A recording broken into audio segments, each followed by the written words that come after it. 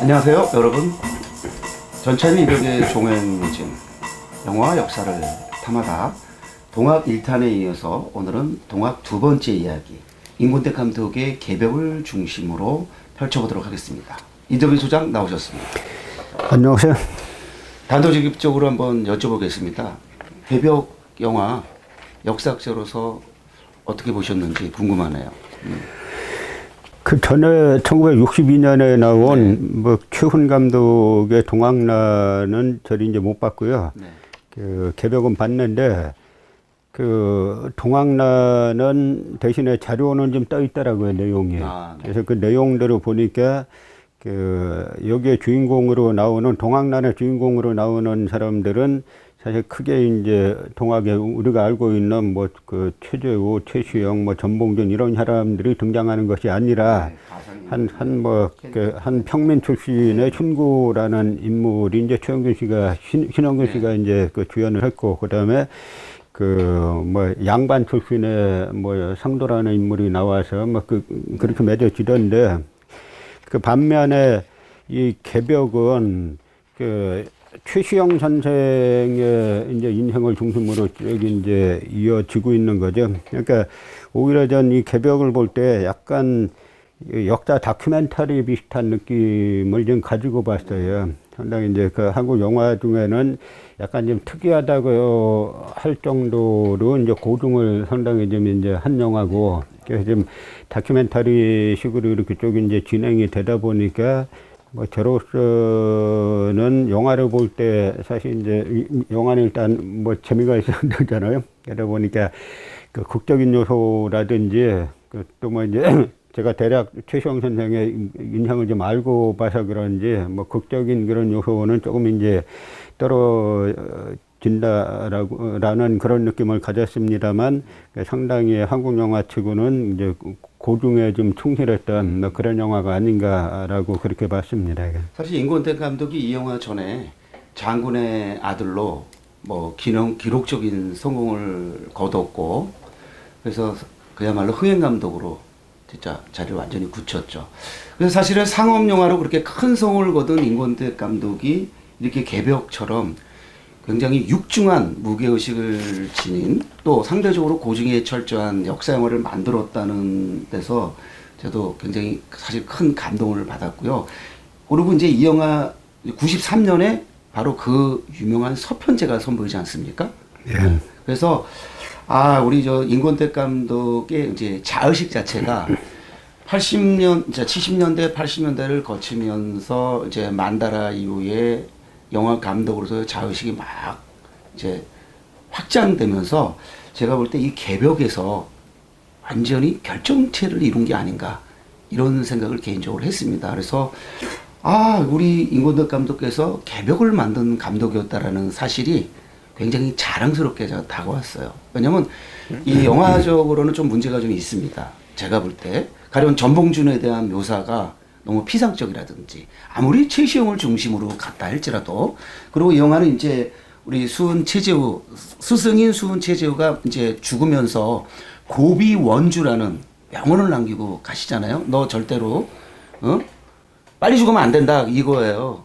자기는 이제 뭐 40 넘어서 일찍 가는데 너는 오래 살아남아서 멀리 날아오르고 멀리 나가라 고비 원주. 그래서 이 영어 제목이 개벽이 영어 제목이 바로 이거를 영어로 옮긴 겁니다. 그러니까 고비 fly high 그리고 멀리 가라 running far 뭐 이렇게 되는데 이 고비 원주가 그 영어 제목이거든요. 그래서 보니까 우리 저기 최시영은 70 넘어까지 살아요. 그래서 이 스승의 이 고비 원주를 가슴에 품고 일찍 사실은 목숨을 버릴 수도 있었을 텐데 그 스승의 뜻을 펼치기 위해서 살아남고 결국 이제 버티면서 결국에 이제 동학을 천도교를 널리 포교한 게 아닌가 이런 생각이 들더라고요. 그 고비원주라는 용어는 이제 수은 최재우 선생이 이제 체포돼서 감옥에 갇혔을 때 최시영 선생이 뭐 일화에 의하면은 최시영 선생이 이제 옥졸에게 르물을 써가지고 그 면회를 하죠. 잠시 그 면회했을 때 최재우 선생이 전해줬다는 거죠. 그걸 보고 아 너는 여기서 같이 스승이 죽으니까 따라 죽을 생각하지 말고 멀리 날아 높이 날아서 멀리 도망가가지고 이 동학을 살려라라고 하는 건데 이제 그 덕분에 어쨌든 최시영 선생은 스승의 명령이니까 거기서 같이 따라서 안 죽고 그다음에 뭐 원주다 여기저기 막 그 충청도다 이렇게 이제 숨어 다니면서 거기서 뭐 그 동정대전도 간행하고 용담유사도 간행하고 조직을 재정비했기 때문에 나중에 이제 전봉준이 주역이 되는 그 동학 뭐 혁명이 일어날 수 있었다고 보는데요. 근데 여기 이 당시 이제 91년도에 또 한계가 있어요. 그게 뭐냐면 이 오지영이란 분이 쓴 동학사 이게 일제 강점기 때 나온 책인데 이 책에서 너무 남접과 동학의 남접과 북접의 갈등을 상당히 강조합니다. 그런데 이게 그래서 이 책에서 북접의 대표를 갖다가 뭐 최시영 선생으로 그리고 남접의 대표적인 인물을 전봉준으로 그려서 뭐 남접에서는 계속 봉기를 하려고 하는데 북접에서 뭐 막는 식으로 이제 그렇게 묘사를 하면서 동학 내부의 갈등을 상당히 강조했는데 그게 문제가 있는 시각이에요. 왜냐하면 그 최시영 선생은 동학 전체 교단의 2대 교주지 않습니까? 교주의 시각에서 동학 전체를 어떻게 끌고 갈 것인가 하는 부분과 그다음에 한 접주의 입장에서 전봉준의 입장에서 그 바라보는 것과는 다를 수밖에 없는 거죠. 근데 결국은 나중에는 최시영 선생이 다 그 교조 신원운동, 다 이제 그 교조 신원운동부터 시작해가지고 나중에 그 동학 뭐 농민혁명으로 쭉 이어지는 거거든요. 그 큰 틀에서는 최시영 선생이 다 이제 주의를 했기 때문에 양자를 마치 최시영과 전봉준을 대등한 입장에서 이렇게 이제 그 북접의 대표, 남접의 대표 이렇게 동학을 둘로 나눠가지고 양자의 갈등을 극대화시키는 이제 그런 부분들은 우리가 지금도 동학을 좀 잘못 바라보고 있는 그 잘못된 시각이라고 생각되고요. 그러다 보니까 1991년도에 만든 이 영화에서도 그런 식의 북접과 남접의 갈등이 상당히 강조돼 있는데 물론 갈등이 있었던 건 사실이지만 그건 어떻게 보면 동학 전체 교단 입장에서 보면은 뭐 전봉준의 시각이라는 것도 전체 입장의 한 부분 시각인 거죠. 그걸 같이 그 전봉준이 남접 전체를 대표하는 것처럼 이렇게 해가지고 갈등 구조를 그린 거는 그리고 지금 많은 사람들이 그 오지영의 동학사의 관점을 가지고 동학을 바라보고 있는데 저는 그 관점은 문제가 좀 있다라고 보고 있습니다. 그러면 김용옥 선생 이제 이 각본을 쓴 김용옥 선생이나 연출을 하는 그 임권택 감독이 너무 안일하게 그 기존의 그 동학사 서술을 받아들였다고 해석을 해야 되나요? 아니면은 그 1990년대 초라는 우리 어떤 시대적 한계가 그런 걸까요? 왜냐하면 저도 이렇게 보면서 참 영화가 마음에 들면서도 마치 정봉준이나 특히 이제 이필재에 대한 언급도 나오잖아요. 그래서 올해가 이제 이필재의 저는 난이란 말 쓰고 싶지 않고요. 봉기 정도로 우리가 중성화된 표현을 쓴다면 중립적인 표현을 쓴다면 이필재 그 봉기가 일어난 올해가 150주년이거든요. 그래서 또 영덕에서 그거를 기리기 위해서 뭔가 준비도 하고 있는 걸로 저는 알고 있습니다만은 그 기존에 그러니까 우리가 요즘식으로 얘기하면 최시영은 이제 상대적 온건파였고 좀 더 이제 신중론이었다라고 이제 봤을 때 그 입장에서 전봉준이나 이필재나 것이 너무 저 폭력적이고 저 과격하고 뭐 이런 식의 해석의 여지 이렇게 나오는 걸 보면서 저게 이 영화의 주된 시선인 건가라는 그런 좀 의문이 들었습니다. 그건 어떻게? 그래서 제가 말씀드리는 부분이 최시영 선생은 동학의 도통을 위한 종교인인 거죠. 그래서 종교인 최시영을 이해해야 되는 건데 우리는 어떻게 보면은 종교인 그 동학 전체 교단의 그 교주인, 2대 교주인 종교인 최시영의 관점보다는 거기에서 이제 이 조선 왕조를 뒤엎으려고 하는 뭐 전봉준, 손아중 뭐 이런 관점들이 좀 강조가 되면서 그 최시영 선생이나 이쪽을 갖다가 마치 이제 혁명을 하지 않으려고 하는 뭐 그러한 그러다가 막판에 마지못해서 끌려서 이제 들어간 뭐 그런 식으로 이해하는 경향이 있는데 전 그건 잘못됐다라고 보는 거죠. 또 이제 그 최시영 선생은 그 전체 동학 교도를 이끄는 입장에서 처음에는 교조 신원 운동부터 하다가 그러다 나중에는 뭐 그 동학 그 혁명에 적극적으로 이제 가담하고 최시영 선생이 그걸 가담을 했기 때문에 이 동학이 전체 차원으로 다 그 전개될 수 있었던 거죠. 그런데 그걸 갖다 우리가 저는 최시영 선생도 훌륭하다고 생각하고 전봉준 장군, 뭐 손아중, 김계남 다 훌륭하다고 생각하는데 꼭 어쨌든 동학을 놓고 볼 때는 최시영 선생이 가진 그 전체를 바라보는 관점 이것도 상당히 중시해야 된다라고 이제 보는 겁니다. 또 이제 이필제 같은 경우 제가 이필제에 관한 사료를 좀 보다가 별로 많이 남아있진 않아요. 근데 사료를 보다가 제가 아주 흥미롭게 본 건 뭐냐면 이필제가 자신을 단군의 환생이라고 말해요. 저는 이 부분이 대단히 이제 그 중요한 관점이라고 보는 거거든요. 왜냐면 동학이라는 용어 자체가 그 서학의 그러니까 천주교의 그 최재호 선생의 영향을 받습니다.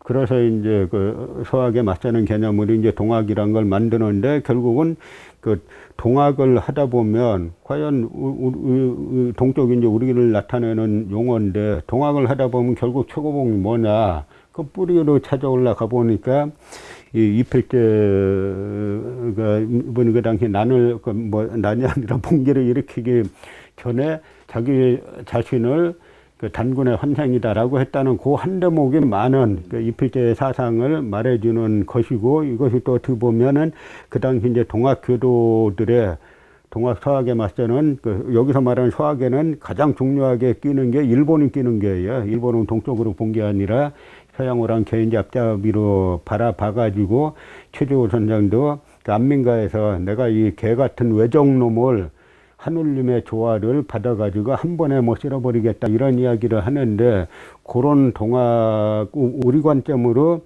우리 학자를 바라보게 되니까 최고봉에 그 개국수조인 단군이 있었다 이제 이렇게 나오는 거라 그런 관점들이 저는 동학을 이해하는데 아주 중요한 단초가 된다고 생각합니다. 사실 이 개벽은 영화적으로도요. 그 가령 해월이 그 콜레라 조선 시대를 휩쓸었던 그 콜레라 괴질에 대한 그 설명하는 대목 같은 경우 한 32분 정도 때 나오는데 요즘 코로나19 이런 거하고 기가 막히게 매치되면서 제가 깜짝 놀랐습니다. 그래서 이게 동학의 그 어떤 그 사상의 선진성이라는 거는 선진이라는 용어는 좀 서구적 용어라 좀 조심스럽긴 합니다만은 정말 시대를 앞서갔었구나라는 거를 절감하지 않을 수가 없고요. 그래서 뭐 그다음에 그 불교 노승과 또 해월가의 대화 하면서 사람을 천지의 주체로 삼는다.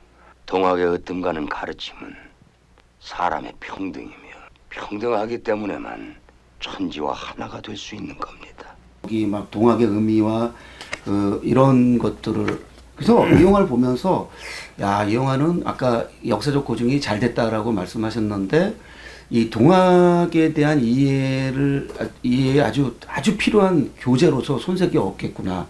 물론 영화적 재미는 좀 부족한 건 있습니다. 제가 봐도. 왜냐면 굉장히 진지하게 가면서 원래 임권택 감독이 그 영화를 좋은 의미의 자극적으로 만드는 사람이에요. 가령 장군의 아들에서도 그 액션도 그렇고 러브라인도 그렇고 그런데 여기서 그런 많은 그 그러니까 좋은 의미의 선정성, 좋은 의미의 자극성 이런 거를 최대한 억제하면서 굉장히 고중에 충실하려고 했다라는 느낌을 저도 받으면서 이거는 임권택 감독이 그때 아마 그 평상시의 감독과는 좀 다른 그런 배우는 그런 자세 이런 그래서 아까 다큐적인 그런 스타일로 가지 않았나라는 생각을 좀 해요. 그리고 연기로 볼 때 저는 이덕화 최고 연기입니다. 네, 제가 본 모든 종합 있을 때 최고의 연기였고요. 사실 이혜영은 난 워낙 여자이길 연기를 원하죠. 잘했던 배우인데 극적 비중이 상대적으로 작아가지고 그냥 그럭저럭 합니다만은 이 이덕화의 연기는 저는 정말 이 영화 보고 완전히 반했습니다. 그래서 참 이 영화는 그 올해 이제 이필재 봉기 150주년에 맞춰서 뭔가 영덕에서 행사를 하면 저는 이 영화를 좀 특별 상영하면서 뭔가 뭐 저도 좀 가고 이 소장도 가고 또 우리나라 대표적인 동학 전문가인 또 저기 또 다른 뭐 이명진 교수도 가고 이래서 같이 뭔가를 좀 컨퍼런스도 하지만 축제적으로 뭔가를 좀 만들면 좋겠다 이런 생각을 좀 해봤습니다. 저도 뭐 이제 지금 그 전찬일 평론가께서는 그 현재 교회를 다니신다고 하셨고 요즘 저는 교회는 안 나가고 있습니다. 근데 안 저하고 있는 중인데요. 그 저도 사실은 이제 기독교 모태 신앙이죠. 저는 이제 기독교 신앙인이라고 안 하고 그냥 기독교 문화인 그렇게 표현을 하는데 저는 이 민족 종교 뭐 불교에도 상당히 관심이 많고 이 민족 종교들에 관심이 많아요. 네. 그래서 우리가 민족 종교 우리나라 역사를 보면은 이 유구한 역사에 민족 종교가 별로 안 나와요. 되게 무속이나 뭐 이런 쪽으로 이어지는 뭐 있을지 몰라도 전국적인 교단을 갖고 뭐 이런 것이 별로 안 나오다가 이 시대 때 집중적으로 나오는데 그 하나가 바로 이제 동학이고요. 또 하나가 이제 증산 그 강중산 그 선생이 했던 그 만든 이제 증산교 또 증산도라고도 하는데요. 그 이 영화에서 개벽에서 괴질이 나오잖아요. 네. 이 강정산 선생이 세계적인 조선뿐만 아니라 세계적인 괴질의 유행을 정확히 예견을 했어요. 전 세계에 괴질이 돈다. 약도 없다, 치료도 없다. 근데 단지 이제 차이가 있는 게 뭐냐면 이 괴질이 군산에서 시작한다. 그런데 이 괴질에 대한 해결책도 조선에서 나온다라고 이제 이야기를 하죠.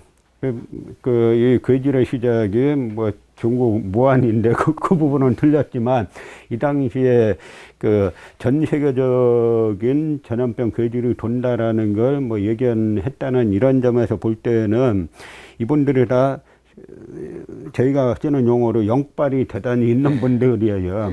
또 특히 우리나라에 영빨이 센 지역들이 몇 군데가 있어요. 뭐 서울로 치면은 미아리라든지 그다음에 산으로 치면은 그 충청도의 계룡산, 그다음에 전라도의 모악산, 그다음에 저쪽에 이제 경주 나온 남산이라든지 이제 그런 지역들이 있는데 우리가 이런 거를 볼 때 개벽이나 동학이나 이런 걸 볼 때 어떤 종교적인 그런 부분을 이해하지 못하면 이해가 안 되는 거예요. 이거는 그 수은 최재호 선생도 1860년에 갑자기 몸이 떨리는 체험을 해가지고 그때 이제 성제를 만났다라고 이야기하지 않습니까? 그걸 갖다 뭐 거짓말이라 일어나 버리면 성립이 안 되는 거죠. 그렇기 때문에 이런 동학이라는 거는 나중에 동학 혁명, 동학 농민 혁명으로 이어졌기 때문에 우리에게 상당히 강렬한 인상을 남기지만 처음에 시작은 우리가 4대 외래 종교에 계속 이제 특히 이제 조선조는 유학은 종교가 아님에도 불구하고 우리가 유교라고 하잖아요. 성리학을 유교라고 하는 건데 이 유학이 그 종교가 돼가지고 그 중화사대주의와 연결돼 있다가 비로소 그때 서학이 또 들어오고 막 하는데 그 수은 최재호 선생이 그 동학이라는 개념을 만들고 이필재가 또 거기에서 나는 단군의 헌생이다라고 해서 우리 민족의 시족까지 그 당시에 이제 인식하는 그러한 이제 사상의 아주 혁명적인 변화인 거죠. 이제 그런 관점을 가지고 이 영화를 바라봐야 개벽이라는 이름 자체도 이해할 수 있지 않는가라는 생각을 합니다. 네. 개벽을 좀 충분히 짚고 그 다음에 수은 최재우로 넘어가려고 했는데 사실은 수은 최재우와 해월 최시영 사이에는 또 같으면서도 조금 강조점이 좀 달랐습니다. 그래서 다음 시간에 동학 수은 최재우 와 이 개벽을 엮어서 조금 더 그 비교해 가면서 한 번 더 짚는 그런 시간을 갖도록 하고 오늘은 이렇게 마치도록 하겠습니다. 네, 우리가 다음 순서에 보죠. 네, 고맙습니다. 고맙습니다.